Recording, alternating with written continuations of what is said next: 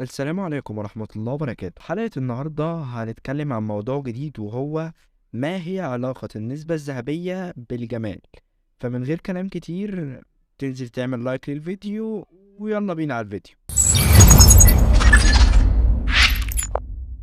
عشان يكون وشك مثالي وشكله حلو لازم تكون المسافة ما بين الجبهة وما بين الأنف 1.618 من ألف.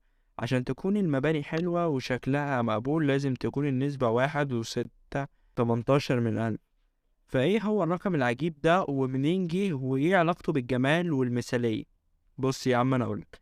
الرقم دوت معروف بالنسبة الذهبية، اكيد سمعت عنه قبل كده، وبيرمز له بالرمز فاي. والغريب عن الرقم دوت انه رقم مش ناتج اسمة عددين، بمعنى يعني مفيش رقم هتجيبه وتجيب رقم تاني وتقسمهم على بعض هيطلعولك الرقم دوت، ده رقم معبود كده. واللي اخترع الرقم دوت هو العالم إقليدس ملك الهندسة. ولو ما تعرفوش العالم دوت ليه قسم كامل في الهندسة باسمه اللي هي الهندسة الإقليدية. وإقليدس أبدع معظم أفكاره في الإسكندرية.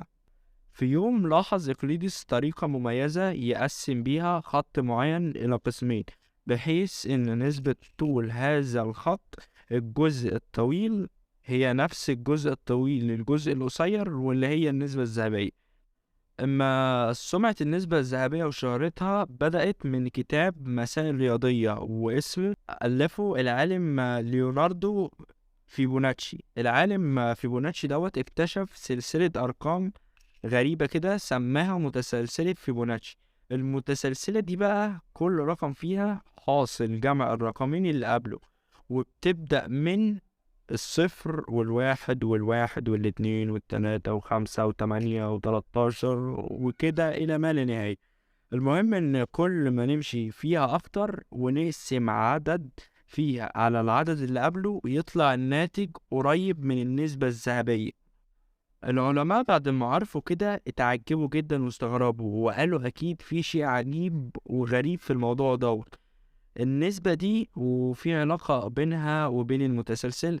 وبعد كده بدأ يظهر ليها إشاعات كتير، مثل عارف ظهور دوار الشمس. في ظهور دوار الشمس بيترتب فيها البذور على شكل حلزوني، وعدد المسارات الحلزونية دائما بيكون أحد أعداد متسلسلة فيبوناتشي. واتصادف برضه وجود حيوان بحري اسمه ناتوليس اللي فيه منحنيات تتناسب مع النسبة الذهبية. وكمان برضو مبنى البنسيون الروماني قالوا انه مبني على طريقة النسبة الذهبية.